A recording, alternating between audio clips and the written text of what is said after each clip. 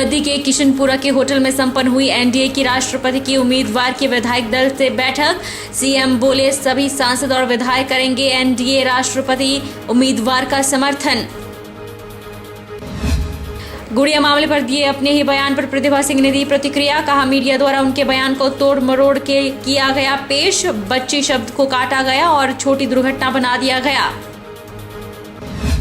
मुख्यमंत्री को काले झंडे दिखाने और कांग्रेस के कार्यकर्ताओं की पिटाई पर बोले सतपाल सत्ती। कहा मुकेश को खुश करने के लिए युवा नेताओं ने दिखाए काले झंडे, कांग्रेस गुंडागर्दी करेगी तो क्रिया की प्रतिक्रिया तो होगी ही। और सोलन के क्षेत्रीय अस्पताल में मनाया गया doctor day. Rotary club Solan ने डॉक्टरों को किया सम्मानित। कोरोना काल में किए गए डॉक्टरों के कार्यों की भी की सराहना, केक भी काटा। राष्ट्रीय जनतांत्रिक गठबंधन एवं सहयोगी दल की राष्ट्रपति पद की महिला प्रत्याशी ने हिमाचल प्रदेश के बद्दी से अपने चुनाव की शुरुआत की। बद्दी के किशनपुरा के होटल में एनडीए के राष्ट्रपति की उम्मीदवार के विधायक दल से बैठक संपन्न हुई, जिसकी अध्यक्षता मुख्यमंत्री जयराम ठाकुर ने की। सीएम ने कहा कि सभी सांसद और विधायक एनडीए राष्ट्रपति उम्मीदवार का समर्थन करेंगे। राष्ट्रीय जनतांत्रिक गठबंधन एवं सहयोगी दल के राष्ट्रपति पद की महिला प्रत्याशी द्रौपदी मुर्मू ने हिमाचल प्रदेश के बद्दी से अपने चुनाव की शुरुआत की। राष्ट्रपति पद के लिए एनडीए की प्रत्याशी शुक्रवार को बद्दी पहुंची। इस दौरान उनका केंद्रीय मंत्री अनुराग ठाकुर और मुख्यमंत्री जयराम ठाकुर अन्य नेताओं ने स्वागत किया। इस अवसर पर उनके साथ केंद्रीय मंत्री और हिमाचल के हमीरपुर संसदीय क्षेत्र के सांसद अनुराग ठाकुर और प्रदेश के मुख्यमंत्री जयराम ठाकुर के साथ हिमाचल के भाजपा के सभी विधायकों ने राष्ट्रपति पद की महिला प्रत्याशी को पूर्ण समर्थन देने की बात कही। केंद्रीय मंत्री और हिमाचल के हमीरपुर संसदीय क्षेत्र के सांसद अनुराग ठाकुर ने बताया कि राष्ट्रीय जनतांत्रिक गठबंधन और सहयोगी दल की राष्ट्रपति पद की महिला प्रत्याशी हिमाचल के बद्दी से अपने चुनाव की शुरुआत की है और सभी विधायकों से सहयोग की अपील भी की और सभी भाजपा के विधायकों ने उन्हें पूर्ण बहुमत से सहयोग देने का आश्वासन दिया है। भाजपा महिला मोर्चा ने गुड़िया कांड को छोटा मामला बताने पर कांग्रेस अध्यक्ष एवं सांसद प्रतिभा सिंह के खिलाफ डीसी कार्यालय धर्मशाला के बाहर धरना प्रदर्शन किया। भाजपा महिला मोर्चा की प्रदेश अध्यक्ष रश्मि धरसूद ने कहा कि एक महिला होने के नाते उन्होंने हिमाचल की महिलाओं का अपमान किया है। उन्होंने कहा कि कांग्रेस प्रदेश अध्यक्ष अपने बयान पर माफी मांगने की बजाय मीडिया पर आरोप लगाने का प्रयास कर रही है। उन्होंने कहा कि शिमला ग्रामीण के विधायक विक्रमादित्य सिंह भी झूठे बयान देकर अपनी मां की रक्षा कर रहे हैं। अभी आपने देखा होगा कि 28 तारीख को एक माननीय सांसद जी का बयान आया जिसमें उनने गुड़िया रेप कांड को जो है बड़ा मामूली सा कहा और बड़ी उस पर उन्होंने जो है वो अपने विचार उस पर प्रकट किए जो अशोभनीय है, निंदनीय है। और एक बहन जिस बच्ची के साथ ये सब हुआ उसकी परिवार के जख्मों को कुरेदने का एक दोबारा से प्रयास हुआ और मामूली घटना कहकर अपनी बात को आगे बढ़ाकर वो समाज में क्या संदेश देना चाहती है। उसी आक्रोश में भारतीय जनता पार्टी महिला मोर्चा ने पूरे प्रदेश में आज ज्ञापन के माध्यम से डिप्टी कमिश्नर के द्वारा राज्यपाल तक अपनी बात को पहुंचाने का एक प्रयास किया है कि प्रतिभा सिंह जी अपने इन शब्दों को वापस लें। जो उन्होंने निंदनीय भाषा का प्रयोग किया है उसके लिए वो नारी समाज से क्षमा याचना करें।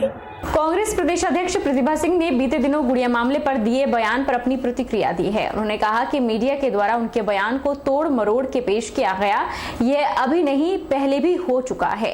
प्रतिभा सिंह ने कहा कि उन्होंने कहा था कि एक छोटी बच्ची बेटी के साथ यह दुर्घटना हुई थी जिसमें बच्ची शब्द को काट दिया गया और छोटी दुर्घटना बना दिया गया, जिस पर इतना बवाल खड़ा हो गया है। ये बहुत ही दुर्भाग्यपूर्ण बात है कि जो बात हम करते हैं उसको मीडिया किस तरीके से तोड़ मरोड़ के पेश करती है। ये बहुत ही दुखद घटना है।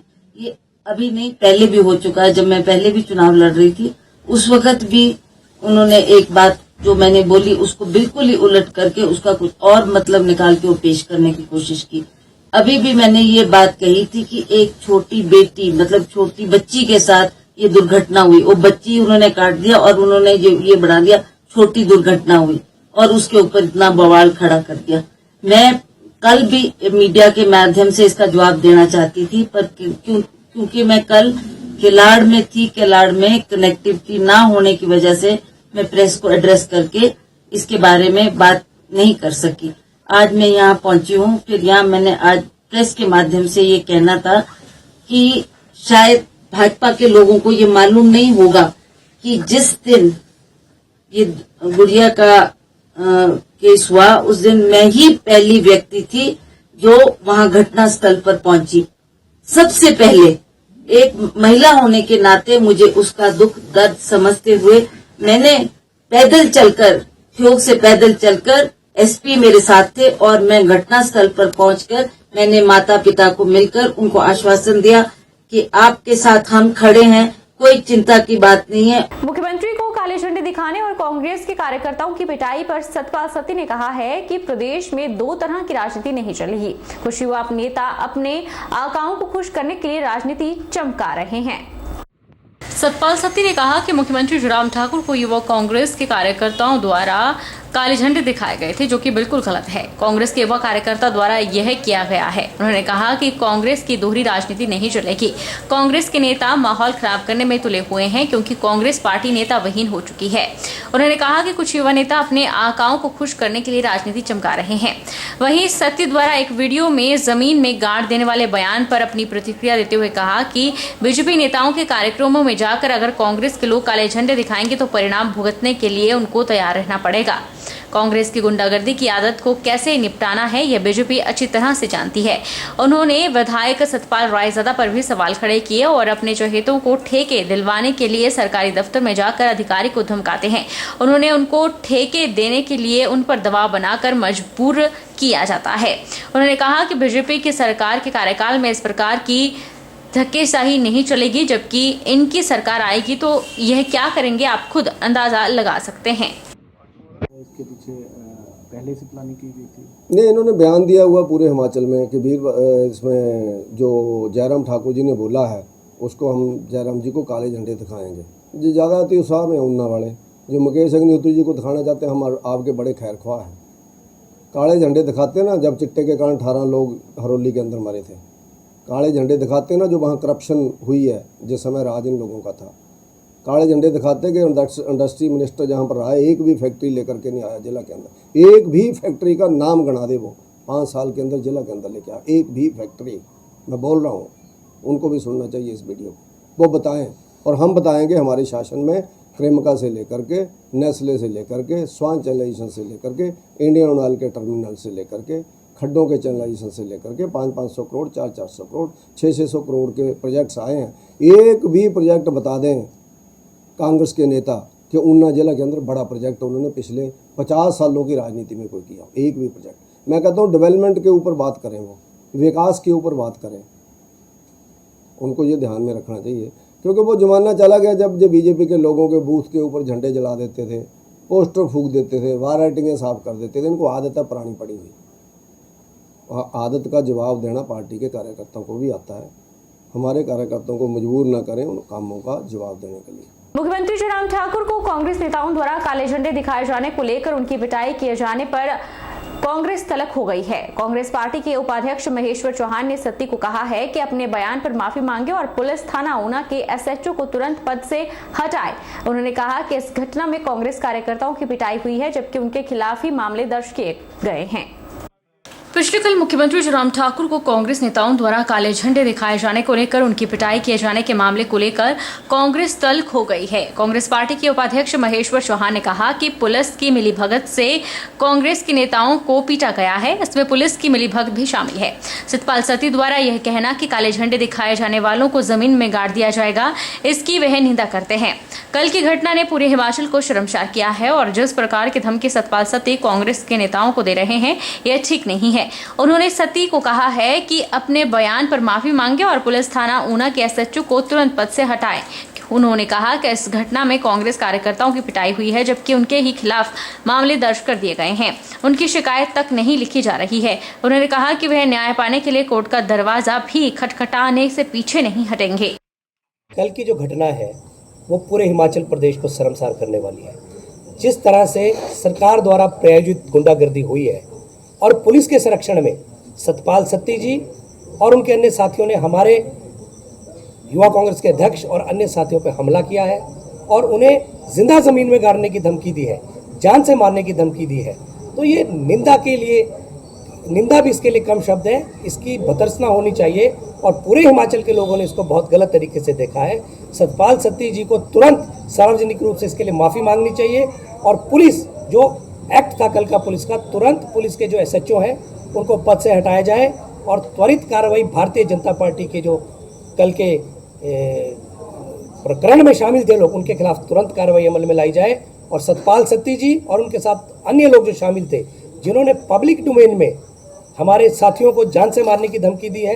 सोलन में आज एक बार फिर चुनावी सरगर्मियां तेज हो चुकी हैं। कांग्रेस के वरिष्ठ नेता पलक राम कश्यप ने सोलन विधानसभा सीट से चुनाव लड़ने का ऐलान कर दिया है। उनका कहना है कि 2012 और 2017 के विधानसभा चुनाव में उनका टिकट काट दिया गया था, लेकिन इस बार वे पूरी तरह से कांग्रेस हाईकमान के सामने अपनी बात को रखकर अपना टिकट लेकर आएंगे। सोलन में आयोजित पत्रकार वार्ता के दौरान पलक राम कश्यप ने कहा कि वे काफी समय से सामाजिक कार्यों में सक्रिय रहे हैं, ऐसे में चुनावी मैदान में वे उतरना चाहते हैं। उन्होंने कहा कि उनका कांग्रेस पार्टी में किसी के साथ कोई विरोध नहीं, लेकिन जिस तरह से उनके क्षेत्र को नजरअंदाज किया गया उसको देखते हुए अब वे राजनीति में आना चाहते हैं। उन्होंने कहा कि जब भी सोलन के विधायक कर्नल धनीराम शांडिल ने सोलन सीट से चुनाव लड़ा तब उन्होंने उनका साथ दिया। कश्यप ने कहा कि हमेशा चुनाव लड़ने के लिए तैयार रहे हैं, लेकिन उनके ऊपर विश्वास नहीं जताया गया। इस बार 2022 में होने वाले विधानसभा चुनाव में वे सोलन सदर सीट से लड़ने के लिए तैयार हैं। धनीराम शांडिल अब उम्रदराज हो चुके हैं, ऐसे में अब उन्हें संन्यास ले लेना चाहिए ताकि किसी नए चेहरे को मौका मिले। उन्होंने कहा कि अगर उन्हें पार्टी टिकट नहीं देती है तो उनकी बहू पर विश्वास जताया जाए ताकि सोलन सदर सीट से कांग्रेस को एक पढ़ा लिखा और युवा उम्मीदवार मिल सके। साथियों, जैसा कि मैंने पहले बताया, 2012 में मेरा टिकट फाइनल हो चुका था और मैं पूरी तैयारी में था और मैंने पूरे तरह से 12 के साल में जो है वो पूरा काम भी किया हुआ था। परंतु लास्ट आवर्स में अब शांडी साहब आ गए तो हमने इनका भी पूरा समर्थन दिया। हमने कहीं विरोध नहीं किया, पार्टी के विरुद्ध कोई काम नहीं किया। 2017 में भी मैं दावेदार था, परंतु उस समय जब हाईकमान ने निर्णय लिया कि भी नहीं, सीटिंग MLA को ही टिकट मिलेगा, तब भी हम इनके साथ जुड़े रहे। मेरा किसी के साथ ऐसा विरोध नहीं है, परंतु मैं अब इस बारी ज़रूर अपनी जो हमारी हाईकमांड है, प्रदेश की कांग्रेस है, उनसे मेरा ज़रूर अनुरोध रहेगा कि भी वो मेरे साथ न्याय करें और मेरे इस पर टिकट पर विचार करें। यहाँ 5 कॉन्स्टिट्यूंसीज है, 5 कॉन्स्टिट्यूंसी में अगर जैसा कि कांग्रेस ने निर्णय लिया है कि भी हम यूथ को देंगे और 30% महिलाओं को देंगे, तो उसके लिए भी मैं ज़रूर कहूँगा कि भी अगर ऐसी स्थिति आती है तो अमृता कश्यप जो जिला परिषद सदस्य रही है और कैपेबल है, एजुकेटेड है, यूथ भी है और 50 से नीचे हैं, तो मैं अपनी दावेदारी उस हद तक वापस ले लूँगा। रुकेंगे एक छोटे से ब्रेक के लिए।